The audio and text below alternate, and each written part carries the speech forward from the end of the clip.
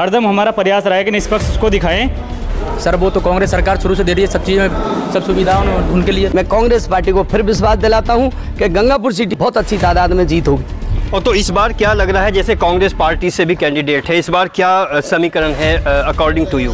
देखो समीकरण अच्छे हैं। कांग्रेस पार्टी, हमारे राजस्थान में कांग्रेस पार्टी ने बहुत अच्छा काम किया है, चाहे आप किसान के उसमें ले लो या फिर आप स्टूडेंट के ले लो, नौजवान के ले लो, महिलाओं के में ले लो, एजुकेशन के में ले लो, या फिर आप जो है चिकित्सा में ले लो। हमारे जो काम कांग्रेस पार्टी करे हैं बहुत बेहतर रहे हैं। मैं लोगों को, जो भी लोग हमारे सुन रहे हैं गंगापुर विधानसभा के, उनको सबको आग्रह करना चाहूँगा कि वो कांग्रेस पार्टी के साथ रहें, कांग्रेस पार्टी को जिताएं। देखिए आपको मैं शायद 15-20 दिन से देख रहा हूँ, आप बिल्कुल ग्राउंड तक आप जाते हैं, आपको फील्ड में भी मेरे बारे में कुछ मिला होगा।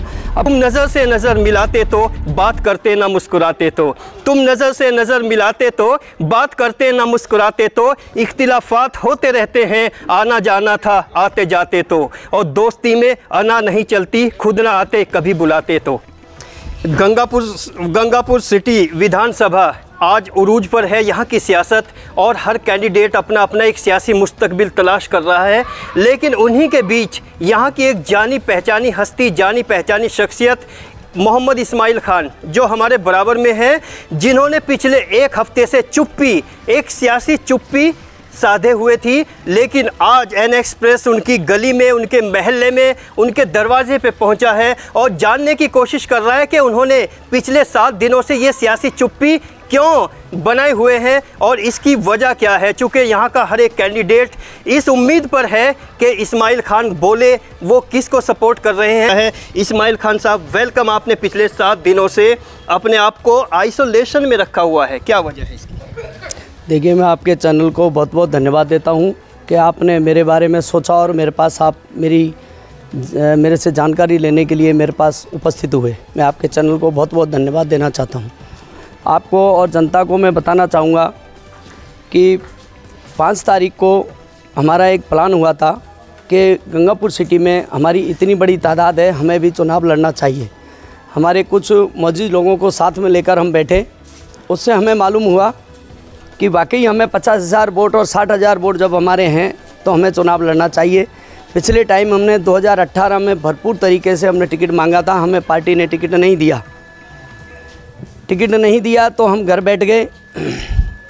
लोगों का ये मानना था कि हम आपने एन मौके पे, यानी 5 तारीख को, जबकि 6 लास्ट नॉमिनेशन डेट थी, लेकिन 5 तारीख के शाम को आपने फेसबुक पे डिक्लेयर कर दिया और पूरी विधानसभा को चौंका दिया। वो अचानक कैसे ये प्लानिंग बनी आपकी? देखो हमारे जो समाज के कुछ मौजूद लोग हैं उनके साथ हम बैठे, उनसे बातचीत हुई, उन्हीं के अकॉर्डिंग हमने जो है फॉर्म भरने का डिसीज़न लिया कि हमें चुनाव लड़ना है और 6 तारीख को हमें फॉर्म भरना है। शाम को कुछ लोगों के साथ हम 4 तारीख को फिर हम दोबारा बैठे, तो उसमें कुछ लोगों का मन मुझे लगा नहीं कि हमें चुनाव लड़ना चाहिए। कुछ लोगों के मन से क्या मतलब है उसको भी बताइए, चूँकि ये वक्त अपनी बात बताने का है, अपनी बात कहने का है। देखिए कुछ लोग होते हैं कहीं ना कहीं किसी से जुड़े हुए होते हैं, किसी पार्टी से जुड़े हुए होते हैं, किसी के व्यक्तिगत ताल्लुकात होते हैं, तो वो लोग जो है कहीं पता नहीं किस टाइप से वो मैनेज थे, तो उन लोगों ने हमारे कुछ लोगों में जाके भ्रम फैलाया कि आप यदि लड़ोगे तो कांग्रेस बीजेपी जो है जीत जाएगी, कांग्रेस पार्टी हार जाएगी। ये उनका प्लान था। सुना है कि जैसे आपने अपने को डिक्लेयर किया, अपने पैर पीछे खींचने के, आपके पास कॉल्स भी अनगिनत आई हैं, थोड़ा सा वो भी बताइए, और कितने लोग इस बात से दुखी रहे कि आपने नॉमिनेशन फाइल नहीं किया? देखो मैं ज़्यादातर एससी समाज से, बहुजन समाज पार्टी में जब मैं था तो एससी समाज से मेरा काफ़ी अच्छा जुड़ाव था और एससी समाज के लोगों का मेरे पास बहुत अच्छे तादाद में फ़ोन आए कि इस्माइल भाई आपको चुनाव लड़ना चाहिए, और उन्हीं की बदौलत मैं चुनाव लड़ना चाह रहा था कि एससी समाज और मुस्लिम समाज मुझे बेहद प्यार करता है और अदर समाज भी मुझे बहुत, मैं मार्केट का आदमी हूँ, बिजनेसमैन हूँ, इसलिए मुझे वो चाहते हैं कि ये व्यक्ति गंगापुर सिटी में होगा तो कुछ अच्छा होगा। अच्छा, जैसे आपके नॉमिनेशन फाइल न करने से गंगापुर सिटी की जो सियासत है उसको आप किस तरह से देखते हैं? देखो किसी के चुनाव लड़ने से किसी को खुशी होती है, किसी को दुख होता है, कोई जीतता है कोई हारता है। यदि हमें हमारी ताकत बनानी है तो हमें चुनाव लड़ना चाहिए था। मेरा ऊपर से भी कॉल आए थे, फिर मुझे भी समझना पड़ा हमारे लोगों को देखते हुए कि यार इन लोगों का मन जानकर जो है हमें काम करना चाहिए, क्योंकि वोटर जो होते हैं वो वोटर जनता होती है। और जब मैंने कुछ लोगों का मन देखा तो हमें जो है रिटर्न फॉर्म जो होना पड़ा। अच्छा, फॉर्म रिटर्न आपने ये मुसलमानों पे एहसान किया है या मुसलमानों की ताकत को महसूस कराया है? नहीं, ताकत को भी महसूस कराया है, क्योंकि हमारी तादाद काफ़ी अच्छी है, हमें लड़ना चाहिए।